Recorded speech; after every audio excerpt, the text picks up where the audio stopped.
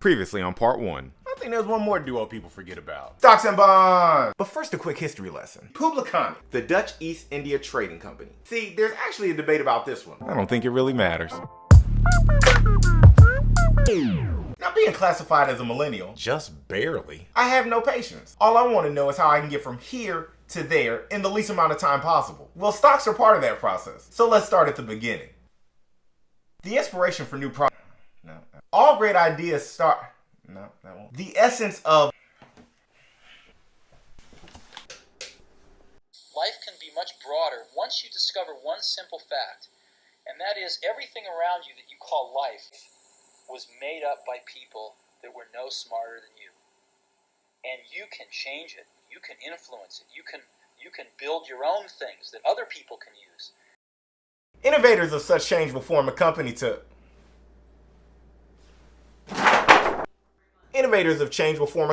to legally assist them in turning their dreams into reality. These newly formed companies will be classified as private companies and will be owned by the individual and maybe a couple of close friends and family. Then after some hard work, sleepless nights, and a little bit of luck, the company experiences growth. Growth doesn't always come easy, and it certainly isn't free. Blue Ribbon, Nike, had to look deep into their soul to jump from putting shoes on Pre to putting shoes on MJ. The Facebook had to expand from just a couple of colleges to reaching every person possible. Bezos and Amazon sold you one book, but had aspirations to then sell you every other possible item online. This gap right here, this is where stocks come into play through a process called initial public offerings. Initial public offerings are when companies sell their stock to the public in order to raise money for their expansion. The amount of money received from an IPO varies. In 1980, Nike raked in a cool $50 million. Amazon began its domination with $54 million. And Facebook dropped the and the hammer and raised $16 billion. In conclusion, the CEO of the company decides they need to raise money, so they call an investment bank. The investment bank, among a number of other things, will help the company determine the amount of shares to sell and the price to sell them for. They also reach out to other investment banks and potential investors to get a feel for how they think the company's stock may sell.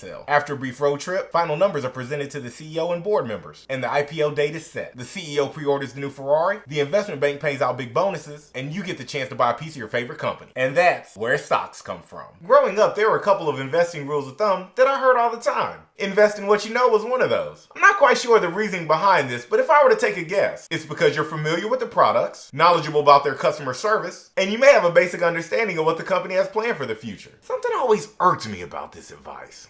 Can't quite put my finger on it though. But it is highly likely that you own products of familiar companies in your home, but don't own those companies' stocks, like cereal, ketchup, and laundry detergent. This is the company's stock price, which is the price that you'll have to pay to purchase this stock on the stock exchanges. And this is a ticker symbol, which is an abbreviation that stock exchanges use to be able to identify each company on the stock exchange.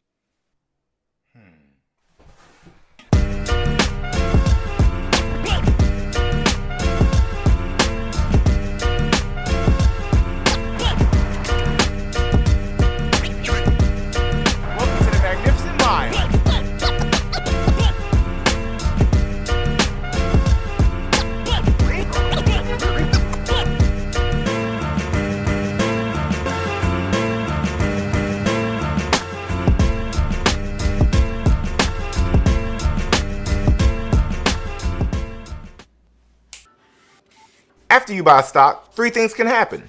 The stock can go up, down, or sideways. Your goal is to sell the stock at some point in the future for a higher price than what you bought it for. Which brings me to investing rule of thumb I always heard while growing up, point number 2. Buy low, sell high. Buy low, sell high. Buy low, sell high. But buy low, sell high isn't advice. It's common sense, right? In 2008, firms reported that an estimated $300 billion in new cash flowed into the stock market during the bull run of 2002 to 2007, with majority of the funds entering at the market's highs. When the slide started, investors pulled out more than $150 billion in assets, majority exiting when the markets were at their lowest points during 2009. But 2008 was a one-off, right? Buy high, sell low ain't gonna happen to you. Nah, not you. 'Cause you the man. It's time for everybody's favorite game show. But I thought. Welcome back to the show. Today's contestant Thomas has made it to the final round. Thomas, we all know pressure busts pipes. Can you handle it? Pressure also creates diamonds, Thomas. Oh, whoa, I hear you. Well, you know the rules, Thomas. All that stands between you and living your best life is to handle the pressure and not buy high and sell low. Are you ready? Let's do it. All right. And bye. Wow, and a quick jump right out of the gate. Thomas seems to be celebrating. New car purchase, first class flights, on the way to, whoa, looks like a market correction. Man, it can happen that fast. Doubt creeps in. Investor biases like availability and recency start to show. The market doesn't do what you want. Dreams start to fade. And before you know it. Oh, and another one bites the dust. Yeah, but I thought that's the name of the game, Thomas. And you thought wrong. Until next time, I'm your host reminding you to learn more about... Speaking of learning, I added a new segment to the show. Coming up next on part 3. Christmas! And rich parents have found a way to... Chances are you'll need them stock, bonds. And that's how the rich people do it.